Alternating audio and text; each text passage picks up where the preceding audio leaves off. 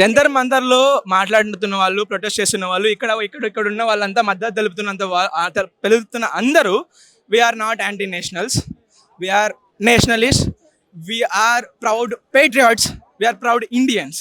అందుకే ఈ దేశం గురించి, ఈ దేశంలో ఉన్న స్టూడెంట్స్ గురించి, ఈ దేశంలో జరుగుతున్న సమస్యల గురించి we are questioning. Please don't do this.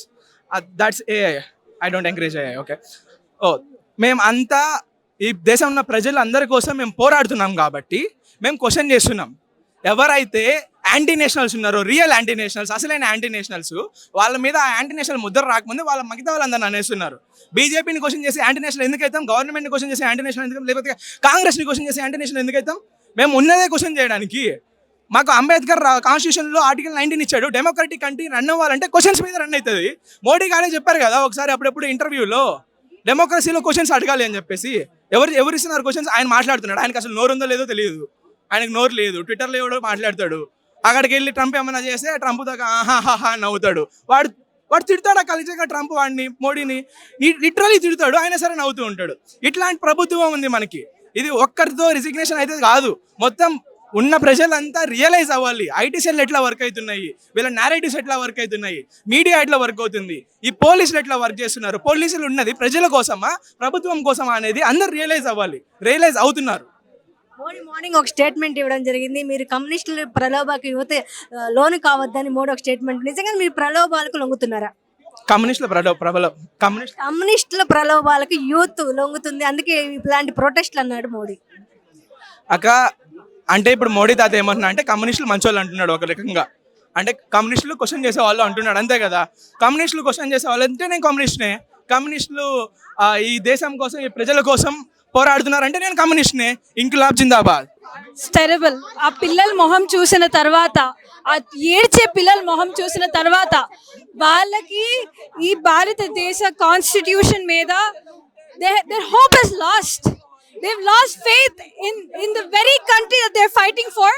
If you see that and you're still not raising your voice, you are an anti-nationalist. You are an anti-nationalist. చిన్న పిల్లల్ని కావచ్చు, తల్లి, అమ్మ, నాన్న అందరూ వచ్చి ప్రొటెక్ట్ చేసి వాళ్ళని కూడా చూడకుండా కొట్టడం జరిగింది. ఒక ఇండియన్ ఎలా చూస్తారు? ఎవరిని చూడకుండా కొడుతున్నారు. ఇప్పుడు కరెంట్ గవర్నమెంట్ ఇస్ లైక్, మనం ఒక క్వశ్చన్ వాళ్ళని అడిగితే వాళ్ళు దాన్ని they are considering us terrorist, anti national, ఏది పడితే అది అంటున్నారు మనల్ని. మన హక్కు అది. ఒక ప్రొటెస్ట్ చేయడం మన హక్కు, సమాధానం కావాలి అని అడగడం మన హక్కు. we have rights for this. ఇది డెమోక్రసీ, ఇది డిక్టేటర్షిప్ కాదు. అందుకోసం ప్రతి ఒక్కరిలో, everybody here across the nation ఇంతలాగా ఇది ఎందుకు ఇంత అటెన్షన్ ఎందుకు వస్తుంది ఇష్యూకి అంటే ప్రతి ఒక్కరు రక్తం ఉడుకుతుంది. Everyone is angry.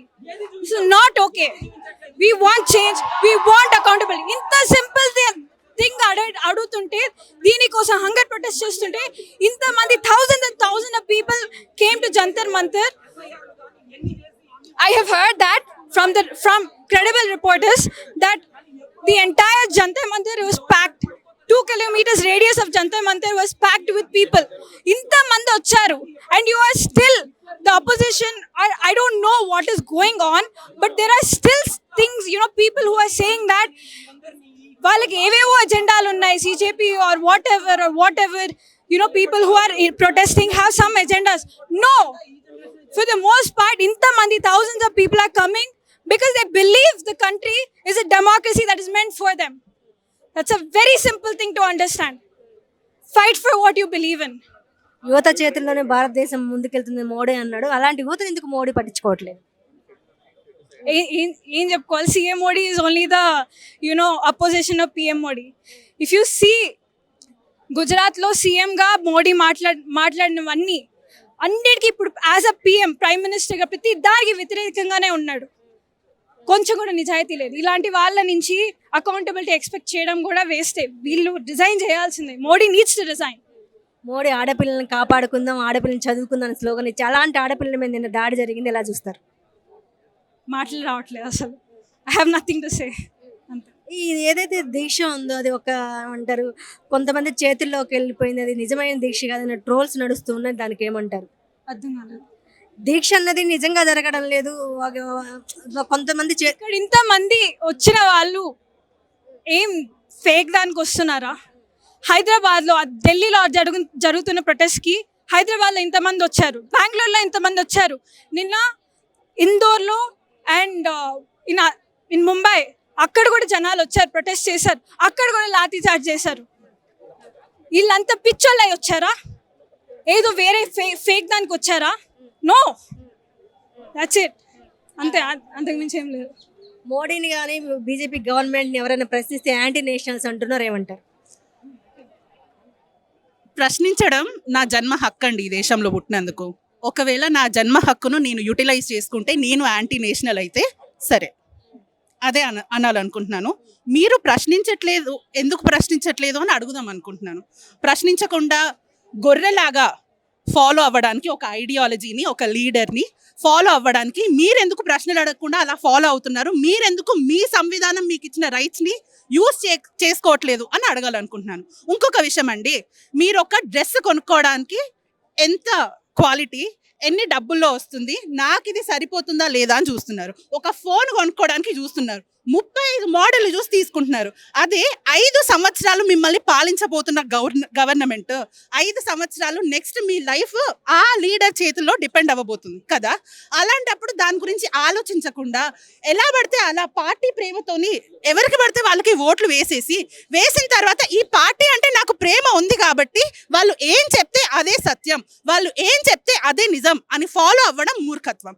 కళ్ళు తెరిచి మీ దేవుడు మీకేం చెప్పాడో, నేను హిందూని కాబట్టి నేను శ్రీకృష్ణుని నమ్ముతాను కాబట్టి అందరిలో ఒక్కడే దేవుడు ఉన్నాడు అని నా దేవుడు నాకు చెప్పాడు, అందరిలో నేనే ఉన్నాను అని నా దేవుడు నాకు చెప్పాడు, అందరినీ యాక్సెప్ట్ చేయమని నా దేవుడు నాకు చెప్పాడు. కాబట్టి వాళ్ళు హిందువులు కాబట్టి వాళ్ళని కొట్టొద్దు, వీళ్ళు ముస్లింలు కాబట్టి వీళ్ళకి ఏదో ఎజెండా ఉంది అని నేను అనను. అందరిలో నా దేవుడు ఉన్నాడు అని నేను నమ్ముతాను. అన్యాయం జరిగినప్పుడు ప్రశ్నించడం నీ రైట్, నీ ధర్మం అని నా దేవుడు నాకు చెప్పాడు కాబట్టి నేను అధర్మం అని నాకు అనిపించినప్పుడు నేను ప్రశ్నిస్తాను. అది నా మోరల్ రెస్పాన్సిబిలిటీ, మీ మోరల్ రెస్పాన్సిబిలిటీ కూడా. కాబట్టి మీరు నోరు తెరిచి ప్రశ్నలు అడగండి, సమాధానాలు వీలైతే చెప్పండి. మాకు న్యాయం కావాలి, మాకు భవిష్యత్తు కావాలి, ధర్మేంద్ర ప్రధాన్ రిజైన్ చేయమని నెల రోజుల నుంచి అడుగుతున్నా, ఎందుకు రిజైన్ చేయట్లేదు? వాళ్ళ టార్గెట్ ఏంటి, వాళ్ళ టాస్క్ ఏంటి? నాకు వాళ్ళ టార్గెట్ల గురించి, టాస్క్ల గురించి నాకు తెలియదండి. నా ఒపీనియన్ ఏంటంటే, చాలా ఏళ్ళ నుంచి ఇప్పుడు అకౌంటబిలిటీ తీసుకోవడం, అడగడం అనేది, దానికోసం ఒక ఇంత పెద్ద ప్రొటెస్ట్ జరగడం అనేది చూడలేదు మనం. వేరే ప్రొటెస్ట్లు జరిగాయి, పాపం చాలా మంది ఇబ్బందులు కూడా ఎదుర్కొన్నారు వాటి వల్ల. కానీ ఒక మినిస్టర్ రిజైన్ చేయాలి అని పార్టీలకు అతీతంగా వచ్చి పోరాడింది ఇదే మొదటిసారి. కాబట్టి ఇవాళ ధర్మేంద్ర ప్రధాన్ గారు, మాన్యశ్రీ ఎడ్యుకేషన్ మినిస్టర్ గారు రిజైన్ చేశారే అనుకోండి, లేదా మనం దానికి అడిగామనుకోండి, రేపు పొద్దున ఇంకో మినిస్టర్ గారిని కూడా అడగాల్సి వస్తుంది, దాని తర్వాత గవర్నమెంట్ని కూడా అడగాల్సి వస్తుంది అని వాళ్ళు వీళ్ళను అక్నాలెడ్జ్ చేయకుండా, వీళ్ళు ఉన్నారు అని వాళ్ళకు ఆన్సర్ ఇవ్వకుండా ఊరుకుంటున్నారు అనేది నా భావన మాత్రమే. జంతర్ మంతర్ దగ్గర లారీలో రాళ్ళు పెట్టారు, వ్యాన్ అంటే దాని చితికిపోయిన వ్యాన్ అంటే నిన్న దాదాపు కొంతమంది అల్లర్లు సృష్టించడానికి ట్రై చేశారని ఒక టాక్ వాస్తవేనా? వాస్తవమే అని అనుకుంటున్నాను. నాకు నా దేశం మీద ప్రేమ చాలా ఎక్కువ అండి. కాబట్టి left wing, right wing, Congress, BJP అన్ని మీడియా పేజ్లని ఫాలో అవుతాను నేను. ఎవరేమంటున్నారో నేను చూస్తున్నాను. నాకు జ్వరం వచ్చినా కూడా వదులుకొని ఇక్కడికి వచ్చింది ఎందుకంటే నాలాంటి వాళ్ళు కూడా అక్కడ ఉండాలి, పార్టీ ప్రేమిలు కాకుండా అని మాత్రమే ఇక్కడికి వచ్చాను. వాళ్ళు అలా చేస్తే వాళ్ళ ఐడియాలజీ దెబ్బతింటుంది అని వాళ్ళకి అర్థం కావట్లేదు. అండ్ వాళ్ళు it's on record, on camera, చాలా మంది, ఒక్కరిద్దరు కాదండి, చాలా మంది ఇండిపెండెంట్ జర్నలిస్ట్ గా మిలియన్స్ ఆఫ్ పీపుల్ ఎవరినైతే ఫాలో అవుతున్నారో వాళ్ళు రికార్డ్ చేశారు. ప్రొటెస్ట్ స్టార్ట్ అయ్యాక కాదు, ప్రొటెస్ట్ స్టార్ట్ అవ్వక ముందే పెద్ద పెద్ద వ్యాన్లో పెద్ద పెద్ద బండరాలు ఉన్నాయి. ఎక్కడి నుంచి వచ్చాయి? పోలీస్ పర్మిషన్ లేకుండా ఎలా వచ్చాయి ఆ రోడ్డు మీదకి అనేది నా క్వశ్చన్ ఫస్ట్. సెకండ్ ఏంటంటే, ఆ రోడ్డు పార్లమెంట్కి వెళ్ళే రోడ్డు కదా, it is very clean, it is very neat. అంత పెద్ద రాళ్ళు ఎక్కడి నుంచి వచ్చాయి ఈజ్ మై క్వశ్చన్. స్టూడెంట్స్ ఎక్కడి నుంచి తీసుకొచ్చారు? పోయి ఎక్కడైనా గుట్టని తవ్వి అప్పటిదప్పుడు తీసుకొని వచ్చారా ఈజ్ మై క్వశ్చన్. ఓకే, పోలీసులకు తెలిసి అక్కడ రాళ్ళు ఉన్నాయి అంటే ఎందుకు ఉన్నాయి? ముందే అరేంజ్ చేసుకోవాలి కదా. పోలీసులకు కూడా తెలుసు కదా అక్కడ ప్రొటెస్ట్ అవుతుందని, మరి అక్కడ రాళ్ళు ఉండేలా ఎందుకు ఉంచారు మీరు అనేది నేను క్వశ్చన్ అడుగుదామని. భారతదేశంలో భారత మాత ముద్దు బుట్టలను లాఠీ చార్జ్ చేయడం జరిగింది. ఒక ఇండియన్గా ఏమంటారు? ఇండియన్గా I think my country needs to do better అండి. నా దేశం ఇంకా బాగుపడాలి, నా దేశం ఇంకా ఎన్నో ఎత్తులోకి ఎదగాలి. నా దేశం కులాలు, మతాలు ఇవన్నీ ఎజెండాలు అని కొట్టుకోకుండా సంతోషంగా అందరూ సమానంగా బతకాలి అని కోరుకుంటున్నాను.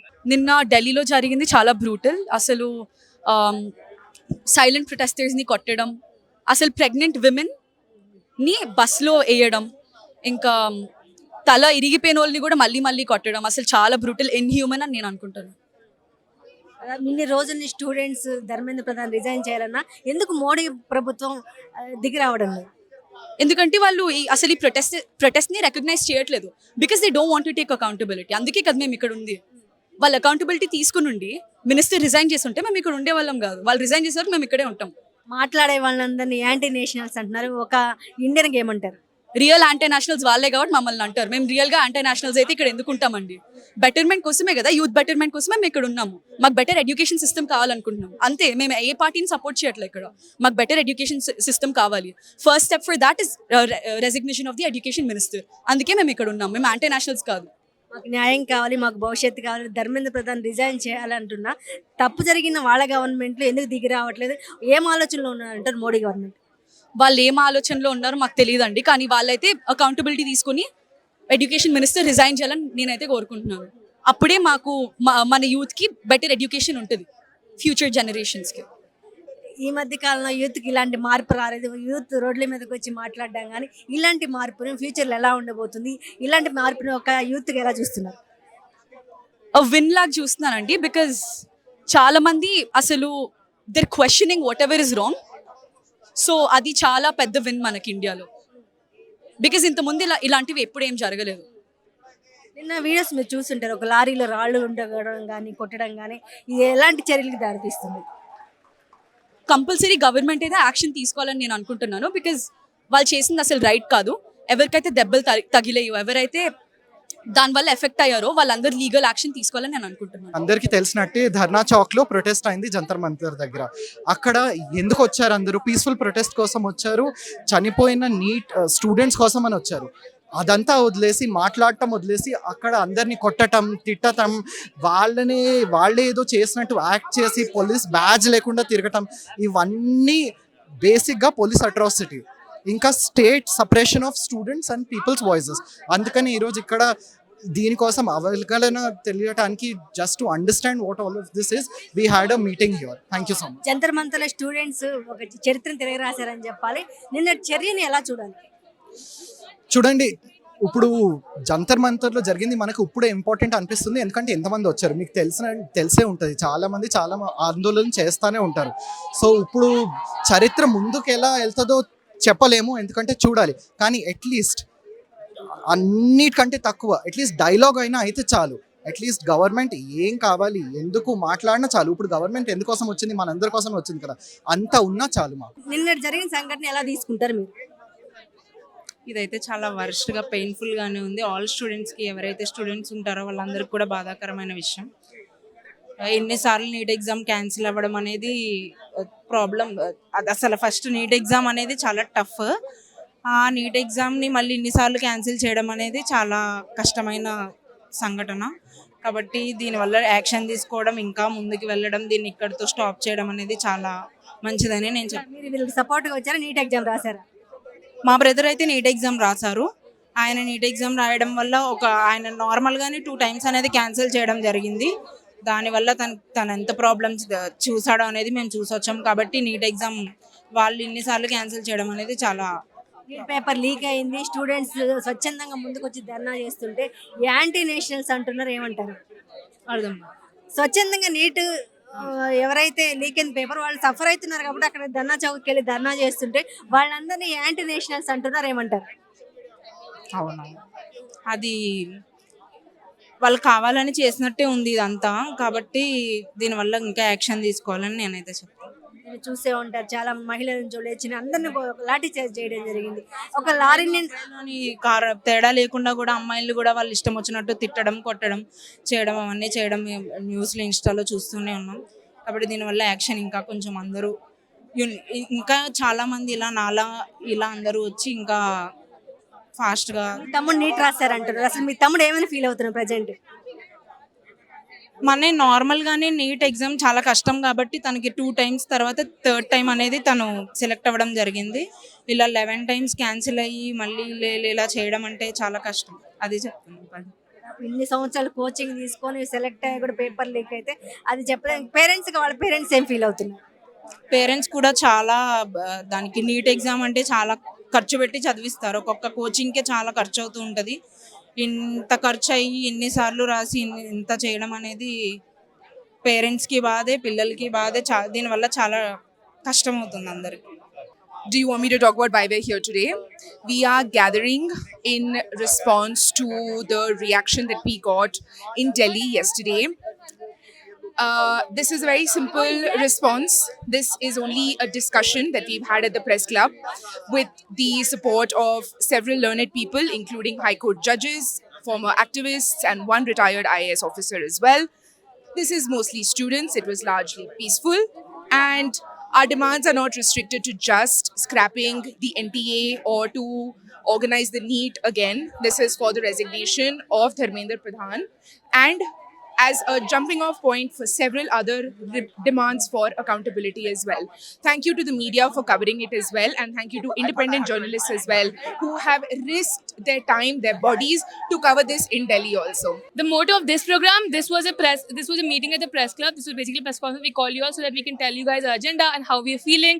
We're gathered here in solidarity for the students who got beaten up yesterday at Delhi at Jantar Mantar, and we're here to there's a lot of crowd over here, and there's all diverse people here gathered only to show solidarity and share opinions. There's people from Delhi who landed in Hyderabad yesterday, and they're sharing what they've been through yesterday.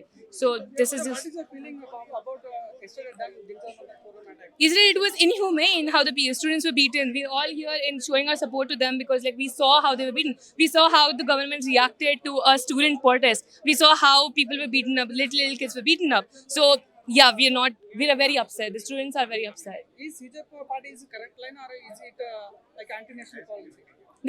I don't think CJP is the ideal sort of way that we're protesting, and everybody, many people here agree with that. But CJP is doing something, and that something is really important. This is the movement. I've never seen people gathered here in this crowd, and all of them have a cause. All of them have a unified cause. People from different. I'm a trans person. There's Muslims here. There's Hindus here. There's people. There's older people. There's younger people. There's a lot of diversity, and CJP has done that. So this is not about CJP. This is about us. This is about the people gathered here and the people who got beaten up yesterday. Yeah, are you not satisfied with the BJP government? What do you call satisfaction? I think you should tell me that.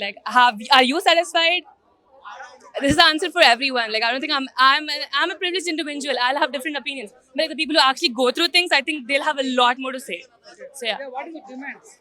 Our demands right now, for the movement, the demand is for them to resign, for the education minister to resign, for Modi to resign. But right now, there's people gathered here with different opinions. There's people talking about different causes. So there's no one demand, but people have unified right now. So we'll see how this goes. But right now, we're mourning. We're showing solidarity because yesterday you beat up our comrades, you beat up our people, you beat up students, you beat up little children. So that's what we gathered here for. This is for that. परसों मैं जंतर मंतर गई थी. वहाँ पे बहुत सारे लोग आए थे, करीबन 10,000 लोग आए थे, एंड सारे नारे उठ रहे थे, इनकलाब जिंदाबाद, मोदी हटाओ देश बचाओ, और प्रधान की रेजिग्नेशन चाहिए थी. बहुत ही अच्छा माहौल था वहाँ पे. बहुत सारे लोग थे, बहुत लोग हंगर स्ट्राइक पे बैठे थे. बहुत कम्युनिटी का माहौल था. सब एक दूसरे को उत्साह रहे थे आगे बढ़ने के लिए. बहुत ही अच्छा था वहाँ पे दिल्ली का माहौल. तो मैं बहुत खुश हूँ कि यहाँ हैदराबाद में भी उसका एक छोटा पार्ट यहाँ पे आया है. फैंटास्टिक, और ऐसा होना चाहिए तब जब तक बदलाव नहीं आता.